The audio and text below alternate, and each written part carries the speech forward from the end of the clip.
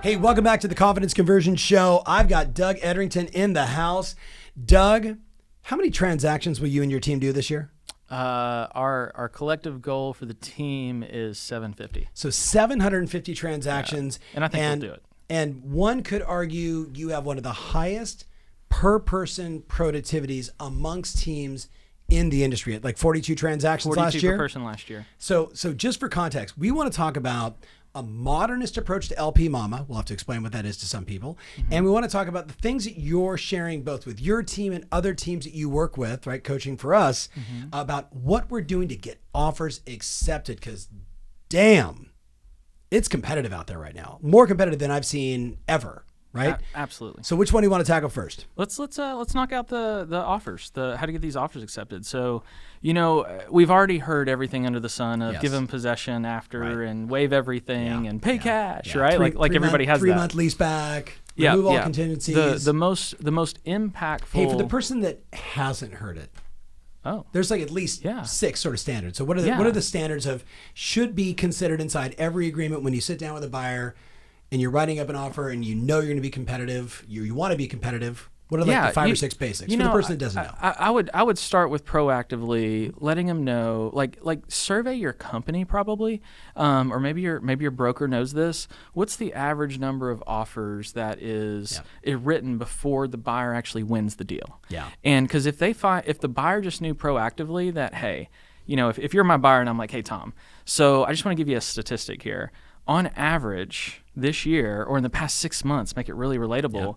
The stats show that you're going to lose out on the first 5 houses you write an offer on before you win. How does that make you feel? Well, that sounds horrible. That sounds absolutely horrible, right? And so knowing that, there's a couple things we're going to have to do differently, right? And so, and I think just setting that tone up front is imperative to expectations, because once you get to that 5th offer that didn't get accepted, whose fault is it? Yeah. It's your fault if you didn't set the right expectations, and you're getting fired, right? So give us that language one more time. So Tom and Kathy, the average is 10. Yeah, 5. Give it to me one more time. I would pull up the actual email, because sometimes they've got to. I heard something from someone the other day. It was really good. To get someone to believe you, that you've got to be able to explain it to them. One, right? But if you can give them an article, show them a video. And I don't know, there was a third one, but like print, video, audio, whatever it may be. Multiple modalities, whatever their learning style is, you're going to hit them all. They're more likely to take you seriously versus, because don't forget, we are salespeople in the consumer's eyes, right? Yeah. So they think in the beginning you're trying to pull a fast one over. Right. So set that tone up, but it could be as easy as like, hey, I just got this email from my broker. You might have asked for it, but I just got this email from my broker breaking down that this year, so far, the average buyer in our company has to write 5 offers before they win the 6th one, statistically speaking. So let's talk about some of the pros and cons of what's the difference between offer number 1 and what's the difference between offer number 6, right? So going over and of course, you need to get the information from your escalation agent. Clauses and I mean, it's not just go crazy with it, but I mean, you've got to help the customer understand what's the value worth in going over the asking price versus the risk that you take. I mean, I've heard rates are going up, right? I mean, if you can break all this information down and help them understand that, escalation clauses are going over asking or waiving inspection, or waiving, my inspector buddies, I'm like, absolutely not. Don't do that. That's a bad idea. But I mean, but you could still do the inspection, but maybe you're making it to where you're just going to let them know we're not asking for anything. Exactly. So all that kind of stuff. But the best one, though, that I have found that works is if you, especially if you're newer in this business, this is the hardest time to get in the business for a new agent, getting offers accepted. I agree. Because of lack of relationships. And so every offer you write in today's market, if you don't have a relationship with that listing agent, who on your team or brokerage has a relationship. Because I had an agent on my team not too long ago that reached out to me and said, hey, I'm writing this offer with the listing agent. It's Lori, and she's got like multiple offers, and I haven't heard anything. Yeah. And I said, wait, when did you send this offer? And he's like, 2 days ago. And I was like, is it under contract yet? And he looked it up, and he's like, I don't think it is.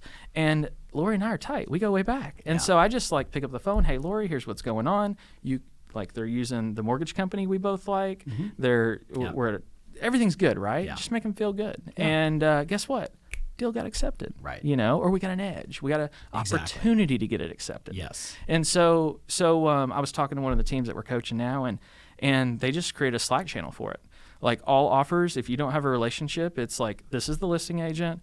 Who knows somebody? Who knows this person? And so I think relationships are the absolute key to getting offers accepted. So if you're a consumer out there right now, and it's not that working with a new agent is a bad thing, but is your new agent connected to their ecosystem and their brokerage or their team? Or are they just a lone ranger working from their house and didn't want to talk to anybody? You're going to struggle. Yeah. On the original 6 things that we published a while back, if you want to go to that YouTube video, we talked about, like, if you call the listing agent, like, hey, Doug, is there anything the seller might be interested in? Is there anything we could do to make this a better deal for the seller? Like the questions that you can actually ask and not be breaking any rules. So I loved it. Just relationships first. I heard something. I'm going to challenge you for a second. So one of my clients the other day, we're talking about this. Like, her sales team is struggling. And I'm like, okay, well, let's break down. Like, are you calling the listing agent? She goes, Tom, in my market right now, 8 out of 10 new listings that are in the market are agents we've never seen before. In many cases, even out of area. Right. What do you do in that scenario? Or the listing agent The listing is someone agent. else. Yeah. That's tough. The listing agent out of market. That's tough. And so you may not win today, but you can win tomorrow if you start developing those relationships. Yeah. If you've never heard of them, but they're doing a ton of business, Right. it's probably someone you should pick up the phone and say, Bingo. hey, I just want to have a conversation with you. I see you're listing a lot of deals, Yep. and we work with a lot of buyers. We generate a lot of opportunity. Yep. Can I meet you? Can we do coffee? Right. Or invite them to something, right? Yeah. Maybe you're having a social at your own company and you want to invite them out. It's not recruiting, right? No. That's a tough one, but I know. you got to build the relationship with these people. So especially when it's if you can't like- win now, Yeah. we just talked about this earlier today. Tactically winning, but strategically losing. Yeah. So like if you win one deal, that's great. But that if your other 5 clients didn't win that day because you don't have the relationships, you're strategically losing. So maybe you should make it a point to go to those little realtor networking things they have once a month in every market, it seems like, and just go build a relationship with these people. My advice was basically the same. Pick up the phone or send him a video. Doug, congratulations on your listing. Hey, that's I great. know you're actually in city X, Yeah. county Y, Yeah. but congrats on that listing. If there's anything you need locally, let me know. Oh yeah, because it's not like they're going to drive 2 hours to go open up a door. Exactly. Right? Did you want us to handle a showing for you? Yeah, Like, well, happy because you want to get that competitive edge, but you also, hey, if this person's suddenly going to be listing more houses in that neighborhood, I want to know about that. Yeah.